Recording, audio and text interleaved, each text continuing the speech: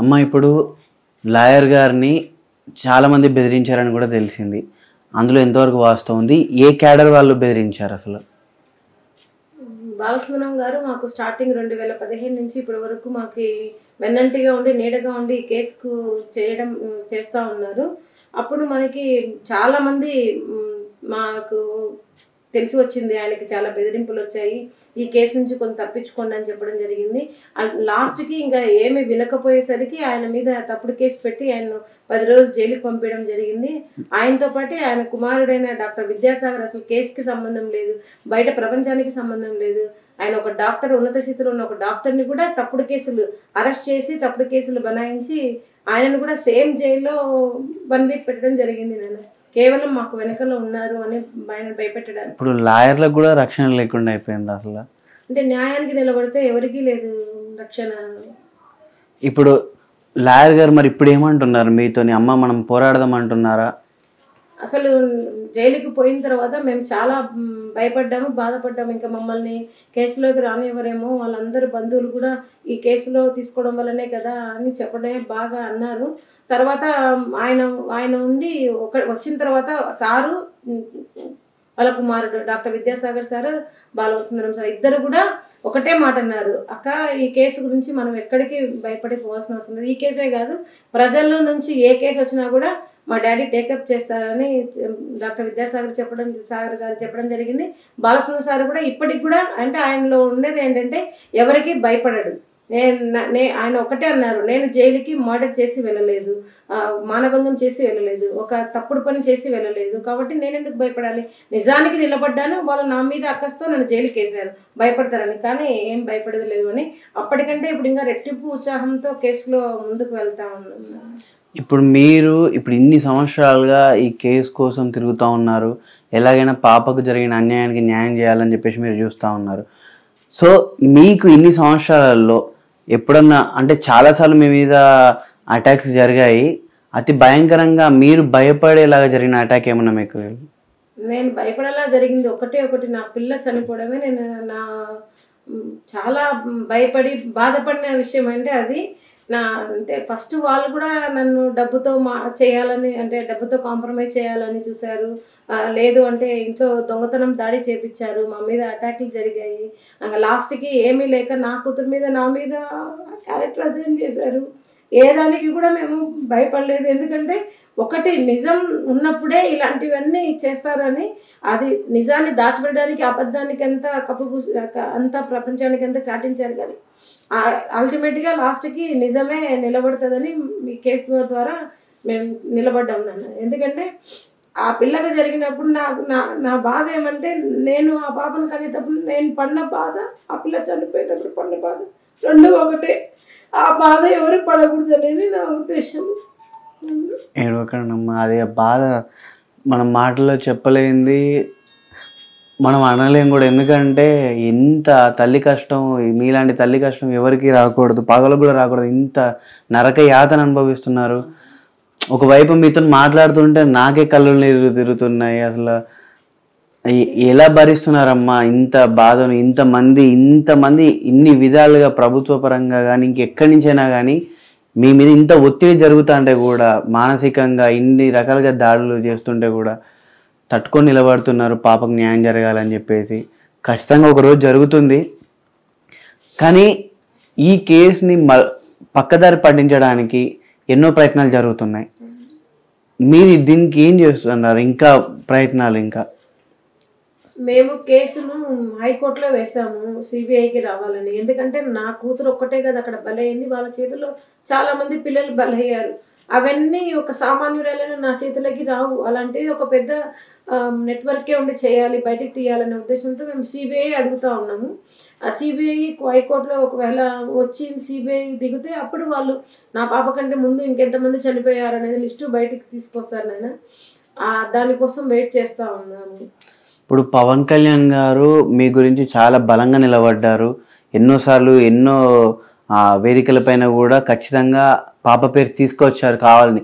అక్కడ సందర్భం లేకున్నా కూడా ఖచ్చితంగా తీసుకొచ్చారు. ఎందుకంటే వీళ్ళకి జరిగిన అన్యాయాన్ని ప్రజలందరికీ మళ్ళీ మళ్ళీ గుర్తు చేయాలి, మీరందరూ మర్చిపోతున్నారు, ఇది మర్చిపోకూడదు అని చెప్పేసి గుర్తు చేస్తున్నారు పోరాడాలని చెప్పేసి. పవన్ కళ్యాణ్ గారిపై మీ అభిప్రాయం ఎలా ఉంది? పవన్ కళ్యాణ్ గారి పైన మా అభిప్రాయం ఏమంటే, స్టార్టింగ్ 2017 నుంచి కూడా నేను ఎంతో మందిని కలిశాను. ఎంతో మంది లీడర్ కంటే ఎంతో మంది అని చెప్పకూడదు, ప్రతి ఒక్క లీడర్కి ఇచ్చాను. నా గోడు విన్నవించుకున్నాను, నా ఎవిడెన్సెస్ అంతా ఇచ్చాను. కానీ మరి పవన్ కళ్యాణ్ గారు ఒక్కరే ఎందుకు నిలబడ్డారో, మరి ఆయన ఒక్కరే బలంగా ఇప్పటి వరకు 2019 నేను కలిసిన రోజు నుంచి మొన్నటి మీటింగ్లో కూడా ఏం చెప్పారంటే, సుగాలి ప్రీతి ఫస్ట్ సంతకం, మేము ప్రభుత్వంలోకి వస్తే ఫస్ట్ సంతకం సుగాలి ప్రీతి కేసు మీదనే అన్నారు. ఎందుకంటే ఆడపిల్లల మీద జరుగుతున్న అఘాయిత్యాలు అలాంటివి. ఇంకొకటి చాలా వరకు మా దురదృష్టం ఏమంటే, అమ్మాయిల మీద జరిగింది, అమ్మాయిలమే బయట పెట్టుకోలేని స్థితి ఇప్పుడు ఉంది. అలాంటప్పుడు ఒక వికలాంగురాలు బయటికి వచ్చి తన పిల్లలకు జరిగిన అన్యాయాన్ని వివరిస్తుంది అనేది కూడా ఆయనకు మాత్రమే వినిపించింది. మరి ఏ ఉన్నతాధికారులకు కానీ, ఏ నాయకులకు కానీ, ఏ సీఎంలకు కానీ వినిపించలేదు నా గోడు. కాబట్టి మేము నిజంగా ఇప్పటి వరకు ఈ రోజు వరకు కూడా కేసులో ఇంకా ముందుకు వెళ్తా ఉన్నాము, మేము స్థిరంగా నిలబడ్డాము అంటే అది పవన్ కళ్యాణ్ గారి అని చెప్పాలి. పవన్ కళ్యాణ్ గారు వెంటున్న వాళ్ళ సిద్ధాంతాలు వెన్నంటి పాటిస్తున్న జన సైనికులు, అర్ధరాత్రి అయినా కూడా అపరాత్రి అయినా కూడా మాకు వెన్నంటి ఉంది లక్షలాది మంది. మేము మీ కొడుకులు లాంటి వాళ్ళం, మీ తమ్ముళ్ళు లాంటి వాళ్ళం. పాప చనిపోయిన పాపకు మేము తోడుంటామని జస్టిస్ ఫర్ సుగాలి ప్రీతి దాని మీద మాకు సపోర్ట్గా ఉన్నారు. నేను ఇప్పుడు పవన్ కళ్యాణ్ గారు మీరు అన్నట్టుగా ఒకవేళ అధికారంలోకి వస్తే ఫస్ట్ సంతకం మన ప్రీతి మన పాప గురించి అని చెప్పేసి చెప్పారు. సో దీనికి ముందు ఇంకా ఇప్పుడు ఒకవేళ జరిగే పరిణామాలు అటు ఇటుగా ఉన్నా కూడా ఆయన నిలబడతారు, ఖచ్చితంగా చేస్తారని మీకు నమ్మకం ఉందా? ఇంకా ఉంది నాకైతే ఎందుకంటే నేను పోయిన సిచ్యువేషన్, ఆయన కలిసిన సిచ్యువేషన్ అంటే ఓడిపోయి ఒక చాలా బాధల్లో ఉన్నప్పుడు నేను చెప్పిన బాధ. యాక్చువల్గా ఆయన ప్లేస్లో ఇంకో వేరే ఎవరున్నా కూడా నేను ఓడిపోయినమ్మా, నేనేం చేయగలను, ఒకవేళ వస్తే చూస్తాంలేమ్మా అని చెప్పి పంపించేవారు. కానీ అలా చేయలేదు ఆయన. వెంటనే అప్పటికప్పుడు ఆయన మీరెలా చెప్తారు, నన్ను కూడా అడిగారు, మీరు ఎలా చెప్తారమ్మా అలా జరిగిందని అంటే ఆ ఎవిడెన్సెస్ చూసిన తర్వాత ఆయన నేను ఎంత బాధపడుతున్నానో ఒక తండ్రిగా, ఒక అన్నగా, ఒక కొడుకుగా ఆయన అంత బాధపడ్డాడు. బాధపడ్డం అంటే ఒక్క చూపించడమే కాదు, అది ప్రజల్లోకి తీసుకెళ్లారు. నేను ఎంతసేపు పోరాటం చేసినా కర్నూలు వరకే అంతకంటే వెళ్ళలేకపోయే స్థితిలో ఉన్నప్పుడు ఆయన ఎక్కడికి వెళ్ళినా, ఢిల్లీకి వెళ్ళినా వదిలిపెట్టలేదు. అసలు నాకు తెలియని ప్లేస్లు అంటే ఎన్ఆర్ఐ ప్లేస్లలో నాకు ఫోన్ కాల్స్ చేసి, అమ్మా ఈరోజు పవన్ కళ్యాణ్ గారు మీ గురించి మాట్లాడు తల్లి, మీరే మాకు ఇన్స్పిరేషన్, మీలాంటి వాళ్ళు బాధపడకూడదు, ఏడ్చకూడదు అని కొన్ని లక్షల మందిని నాకు వెనకల సపోర్టుగా. ఇప్పుడు నేను బ్రతకడం కూడా ఇంకా దానికోసమే, జస్టిస్ కోసమే. అలాంటిది మీరు బ్రతకాలమ్మా, మీరు ఉండాలమ్మా, మీరు చెయ్యాలమ్మా అని చాలా నాకు చేస్తూ ఉన్నారు. మరి ఇంతకంటే ముందు అందరికీ చెప్పాను, మరి ఒక్కరు కూడా నాకు చేస్తానమ్మా అని చెప్పిన వాళ్ళే కానీ మాట మర్చిన వాళ్ళే. ఈయన మాత్రమే మాట మీద నిలబడ్డారు. నెక్స్ట్ వచ్చినప్పుడు కంపల్సరీ కూడా ప్రీతి కేసుకి న్యాయం చేస్తారని నాకు నమ్మకం ఉంది. నేను అంత చిన్న పాపం మీద వాళ్ళ వల్ల కానప్పుడు ఇష్టం వచ్చినట్టుగా, క్యారెక్టర్ మీద ఇష్టం వచ్చినట్టుగా, అంత చిన్న అసలు ఏం తెలియని ఏజ్ పాపను కూడా వదిలిపెట్టకుండా నోటికి వచ్చినట్టుగా చెప్పడం జరిగింది. ఆ టైంలో మీరు ఎంత మానసికంగా బాధపడ్డారమ్మా? చాలా బాధపడ్డాము. నేను, మా ఆయన, మా కుటుంబ సభ్యులంతా బాధపడ్డాము. కానీ ఒకటే అనుకున్నాము, నేను ఇప్పుడు కృంగిపోతే, నేను ఆపద్దాన్ని నేను స్వీకరిస్తే నేను కృంగిపోతాను. నాకు, నా హస్బెండ్కి, నా కుటుంబానికి నేనేంటో తెలుసు, నా కూతురు ఏంటో తెలుసు. అలాంటప్పుడు సమాజం ఎవరు అబద్ధం చెప్తున్నంత మాత్రాన వాళ్ళకి నేను నిరూపించుకోవాల్సిన అవసరం లేదని దృఢంగా నిలబడ్డాము. అసలు నోరు ఎలా వస్తుందమ్మా అంత చిన్న పాప మీద నిందలు వేయడానికైనా? కూడా వస్తుంది. ఎందుకంటే వాళ్ళ దగ్గర ఉన్నది ఫస్ట్ డబ్బుతో మనం లొంగలేకపోయాము. తర్వాత బెదిరించారు, లేదు. లాస్ట్ ఏ ఆడదైనా కూడా, ఏ ఫ్యామిలీ అయినా భయపడేది ఒక క్యారెక్టర్ అసైన్ ఉంది. ఆ క్యారెక్టర్కి ఏమైనా భయపడతారేమో అనేసి వాళ్ళు వాళ్ళ విధాలుగా చేయాలని చూశారు. కానీ వాళ్ళే అన్నిట్లో ఫెయిల్ అయిపోయారు. లాస్ట్కి అల్టిమేట్గా నేను నిజం కోసమే నిలబడ్డాము. ఆ నిజమే ఇప్పుడు మమ్మల్ని ఇంకా బ్రతికిస్తూ ఉంది. ఇప్పుడు మీరు మీ పరిస్థితి నడవలేని పరిస్థితిలో ఉన్నారు. ఇలాంటి పరిస్థితిలో ఉన్నప్పుడు కూడా పాప కోసం ఇప్పటికీ పోరాటం చేస్తూనే ఉన్నారు. 24 గంటలు ఆలోచిస్తూనే ఉన్నారు. మానసికంగా ఎంత క్షోభపడుతున్నారు మిమ్మల్ని చూస్తేనే అర్థమైపోతుంది. ఇలాంటి సిచ్యువేషన్లో కూడా కనీసం గొప్ప గొప్ప వాళ్ళు ఉన్నారు, వాళ్ళందరూ ముందుకు వస్తే ఎప్పుడో జరగాల్సిన న్యాయం ఇంకా లేట్ అవుతుంది, ఇంకా లేట్ అవుతా ఉంది. లేట్ అయ్యే కొద్దీ అది ఇంకా బాగా తట్టుకోలేకపోతున్నారు. దీని గురించి అసలు ఏమంటున్నారు? ఎవరైనా ముందుకు వస్తున్నారా అసలు? అంటే చాలా వరకు ఏమైపోయిందంటే ఆ, సుగాలి ప్రీతికి కదా జరిగింది అన్యాయం. సరే మనం ఒక ఆ, ఆ సుగాలి ప్రీతి కోసం నిలబడి మనం ఎందుకు ప్రభుత్వానికి చెడ్డ కావాలి, మనమెందుకు వేరే వాళ్ళకి వ్యతిరేకం కావాలి అనేదే నడుస్తుంది తప్ప. అదే నేను చాలాసార్లు అనుకున్నాను, చాలాసార్లు ప్రియాంక రెడ్డి గారికి జరిగింది. అలా జరిగినప్పుడు నేను చాలా బాధపడ్డాను. నేను కూడా ఆ ట్విట్టర్లో తర్వాత దాంట్లో అన్నిట్లో పాల్గొన్నాను, జస్టిస్ ఫర్ ప్రియాంక రెడ్డి అని. కానీ అక్కడ న్యాయం జరిగింది. ఆ న్యాయాన్ని పొగుడుతూ వైఎస్ జగన్మోహన్ రెడ్డి గారు బల్లాలు గుద్ది అసెంబ్లీలో చెప్పారు, కానీ ఒక సుగాల ప్రీతి కోసం కొంచెం ఒక మాట మాట్లాడలేదు. ఎందుకు? డబ్బు లేదా కులం. చేసిన వాళ్ళు ముద్దాయిలు, అవతల వాళ్ళు చేసిన వాళ్ళు లారీ డ్రైవర్లు అయితే చంపేసినారు, మరి యువతల చేసిన వాళ్ళు స్కూల్ వాళ్ళు అయితే చంపరు. చంపే వరకు పోలేదు, కేసును బతికించలేకపోతున్నారు ఇప్పటి వరకు. నా ఆరాటం నా పోరాటమే జరుగుతుంది, కానీ ఏది ఎవరు వచ్చి చెప్పలేదు కదా. అదే ప్రతిపక్ష నేతగా ఉన్నప్పుడేమో నాకు మాట ఇచ్చినారు, మేము వస్తే ప్రభుత్వంలో ఖచ్చితంగా చేస్తామమ్మా అని. వచ్చిన తర్వాత 2 సార్లు కలిసినారు. అసలు మాకు న్యాయం కాదు కదా, మాకు అపాయింట్మెంట్ ఇవ్వడానికి మా పాప పేరు జగన్మోహన్ రెడ్డి గారి నోట్లోంచి కూడా రాలేదు ఇంతవరకు మా దరిద్రం. అప్పుడు ఇచ్చిన మాట ఇప్పుడు ఎందుకు అసలు ఆ పేరు పలకడానికి బాధపడుతున్నారు? తెలియదు. మిమ్మల్ని కలిసినప్పుడు ఏమన్నారు మొదటిసారి? ఎందుకంటే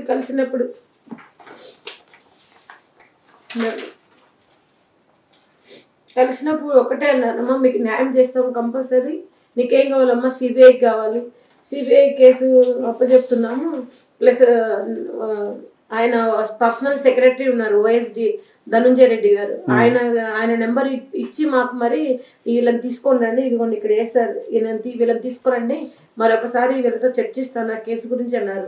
అది చెప్పింది కూడా 2020 ఫిబ్రవరి 18. ఇప్పుడు 20, 21, 22, 23 కూడా అయిపోయింది, అంటే 4 సంవత్సరాలు అయిపోయింది. ఇప్పుడు వాళ్ళ పర్సనల్ ఆయనకి చెప్పినాక మళ్ళీ ఆయన తీసుకెళ్ళాలి. వాళ్ళ పర్సనల్ అతనికి ఫోన్ నెంబర్ చేస్తున్నాము, నాది మా భర్తది బాలసుందరం గారి ఫోన్ నెంబర్స్ బ్లాక్ లిస్ట్ లో పెట్టారు, మీరు చెప్తే మీకు అపాయింట్మెంట్ ఇవ్వాలా అని మాట్లాడుతున్నారు. అదంతా మీడియా ముందు మాత్రమే. ప్రతి ఒక్క దాంట్లో అసలు పెద్దగా సుగాలి ప్రీతికి అండగా జగన్మోహన్ రెడ్డి గారు అని వేసుకున్నారు పేపర్ వరకే. దాని తర్వాత ఏం లేదు. ఇప్పటి వరకు మేము బ్రతుకున్నామా చచ్చినామా అని కూడా చూసింది లేదు. ఇంకా దౌర్భాగ్యం ఏమంటే జిల్లాకు ప్రతిసారి ఎప్పుడు వచ్చినా కూడా మమ్మల్ని హౌస్ అరెస్ట్ చేస్తారు. ఈ రోజు కూడా మమ్మల్ని హౌస్ అరెస్ట్ చేశారు. ఈ రోజు ఆయన కృష్ణగిరికి వచ్చారు జగన్మోహన్ రెడ్డి గారు. హౌస్ అరెస్ట్ చేసిన పని ఏముంది? మీరు న్యాయం కోసం పోరాటం చేసిన హౌస్ అరెస్ట్ చేయడం ఏముంది? నేనే చెప్తున్నాను, ఇప్పుడు మీ చేతుల్లో చట్టం ఉంది, మీ చేతుల్లో పోలీసు వాళ్ళు ఉన్నారు, చేస్తే న్యాయమన్నా చేయండి కేసుకి, లేదా మమ్మల్ని చంపిస్తే ఇంకెవరు అడగరు కదా, ఈ కేసు గురించి మిమ్మల్ని ఎవరు అడగరు, ఇలానే చేయండి. అలా న్యాయము చేయలేకపోతుంది, మీరే మాట ఇస్తుంది. జగన్మోహన్ రెడ్డి గారే నా నెత్తి మీద చేయబెట్టి అమ్మ మీకు మాట ఇస్తున్నా నేను చేస్తాను అన్నారు. మరి నేను ఎన్ని ఆశలు పెట్టుకున్నాను నా పిల్లకి న్యాయం జరుగుతుందని, ఇప్పటి వరకు జరగలేదు. ఒక 6 నెలలు ఉంటే ఆయన ప్రభుత్వం కూడా వెళ్ళిపోతుంది, అయితే కూడా న్యాయం చేయలేదు. ఇంకే ఎవరిని అడగాలి? అసలు మొదటగా పాపకి ఇట్లా జరిగినప్పుడు మీకు ఎలా తెలిసిందమ్మా ఇది? మాకు పాప జరిగినప్పుడు ఆ రోజు చనిపోయిన రోజు మాకు స్కూల్లోంచి ఒక వార్డెన్ ఫోన్ చేసి ఇట్లా మీ పాప కళ్ళు తిరిగి పడిపోయింది వచ్చి తీసుకెళ్ళని మాత్రమే చెప్పారు. ఇంకా నేను హ్యాండిక్యాప్ కాబట్టి వెళ్ళలేను కాబట్టి మా హస్బెండ్ చెప్పడం జరిగింది. మా హస్బెండ్ వెళ్ళి అక్కడ పాపను తీసుకురావడానికి ట్రై చేస్తే అక్కడ డైరెక్ట్గా పాపను ఫ్యాన్కి నిలబడి ఉన్న పోర్షన్ చూపించి అయితే ఈయన భయపడేసి ఆ అమ్మాయి ఇంకా బ్రతుకుందేమో అని ఇట్లా పట్టుకొని ఎత్తడానికి ట్రై చేశారంటే, కానీ ఆయన వల్ల కాలేదు. దాని తర్వాత ఈయన ముట్టుకునేంత వరకు పోలీసులు చూసి టపటప బాడీని కిందికి దించేశారండి. ఆ కిందికి తీసుకొచ్చేలోపు నేను వెళ్ళి ఉన్నాను. నేను వెళ్ళేటప్పటికే పాపకి ఒకలాగా డ్రెస్ ఒకలాగా ఉంది, మామూలు నార్మల్ లాగా లేదు. ఎందుకని పోలీసులు అడిగితే ముందు పదండి పోస్ట్ మార్టంకి ఇక్కడ ఉండకూడదు ఎక్కువసేపు అని దొబ్బేశారు మమ్మల్ని. అప్పటికే అమ్మాయి అన్యాచురల్గా ఉంది.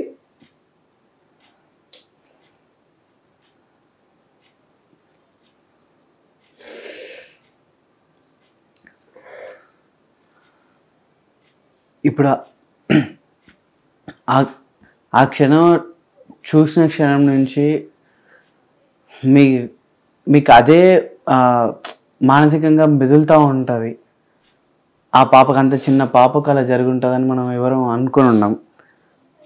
ఆ దుర్మార్గుడు కనుక మీ కళ్ళ ముందు తీసుకొచ్చి మీరే శిక్షించండి అంటే ఏం చేస్తారమ్మా? నేనైతే ఖచ్చితంగా చంపేస్తాను. ఎందుకంటే ఆడపిల్లలు ఒక టైం వరకే తల్లిదండ్రులు చిన్నగా గారాబం చేస్తారు. అలాంటిది ఒక సర్టన్ ఏజ్ వచ్చిన తర్వాత పుష్పవతి అయిన తర్వాత కనీసం ఆ పిల్లలు ముద్దు కూడా పెట్టుకోలేము. అలాంటిది చిన్న పిల్లలు అలా చేసి చంపిన వాళ్ళు ముందుకు వస్తే నేను ఖచ్చితంగా చంపేస్తాను. ఒక ఆడపిల్లకి వాడు అట్లా చేయకూడదు ఎవరే కానీ. ఆ పిల్లలకి ఒకవేళ నా కూతురు బ్రతికున్నా కూడా అంత చిన్న ఏజ్లో సెక్షువల్గా అలా అలవాటు చేసి సొసైటీకి పంపిస్తే వాళ్ళు ఎలా నెక్స్ట్ ఫ్యూచర్లో ఉండాలి? ఆ ప్లేస్లో నా కూతురు కాదు, నాకు అందరు కూతురులాగానే కనిపిస్తారు అక్కడ. మీకు అక్కడ ఎవరైనా చెప్పారు మీ పాప ఇంచిన తర్వాత ఆ ప్లేస్లో ఆ స్కూల్లో ఇలా చాలా జరిగాయని ఎవరన్నా మీతో అన్నారు? చాలా మంది చెప్పారు, బయటకైతే రాలేరు. ఎందుకంటే ఒకటి పేరు పోతుంది, మా పిల్లకి ఇలా జరిగింది. ఎవరైనా ఎలా చెప్పుకోగలుగుతారు? మన పాప చనిపోయింది కాబట్టి మనకు అక్కడ అర్థమైంది. చాలా మంది చనిపోయారు, చాలా మంది పోస్ట్ మార్టం వరకు వెళ్ళలేదు. వాళ్ళు ఏం చేస్తారంటే అంత ఇంత అమౌంట్ ఇచ్చో లేకపోతే బెదిరించో లేకపోతే మీ పాప చనిపోయిందో ఇట్లా క్యారెక్టర్ అర్థం చేస్తో ఏదో ఒకటి చెప్పి ఏదో ఒక చోట మనిషి అనేవాడు లొంగుతాడు. ఇవన్నీ ముందు నుంచి చేసుకుంటూనే ఉన్నాయి. మన పాపదేం ఫస్ట్ కాదు, లాస్ట్ కాదు. మన పాప ముందుకే అంతకంటే జరిగాయి, ఇంకా లాస్ట్ మన పాపదే అనుకోవాలి. ఎందుకంటే చాలా మంది అక్కడ ఉన్న వాళ్ళు చూసిన వాళ్ళు కూడా వచ్చి మా బాలసుబ్రహ్మణ్యం గారికి చెప్పారు, ప్రీతి అయితే లేదు, వాళ్ళు చాలా బాధపడుతున్నారు, కానీ వాళ్ళు నిలబడిన నిజాయితీకి మాత్రం ఇంకొక పిల్ల ఆ రోజు నుంచి ఇక్కడ చావడం లేదు అని చెప్పారు. ఆ భయానికైనా వాళ్ళు ఆగారు. ఇంకా మీ వల్ల చాలా మంది ఆడపిల్లల జీవితాలు బాగుపడ్డాయి. వాళ్ళు ఒకటేమనుకున్నారంటే ఈ అమ్మాయి హ్యాండిక్యాప్ చూస్తే ఎస్టీ క్యాస్ట్, వీళ్ళకి ఏమంత డబ్బులు ఉండదు, మనల్ని ఎదిరించేంత దమ్ము ధైర్యం ఉండదు వీళ్ళకి అని అనుకున్నారు.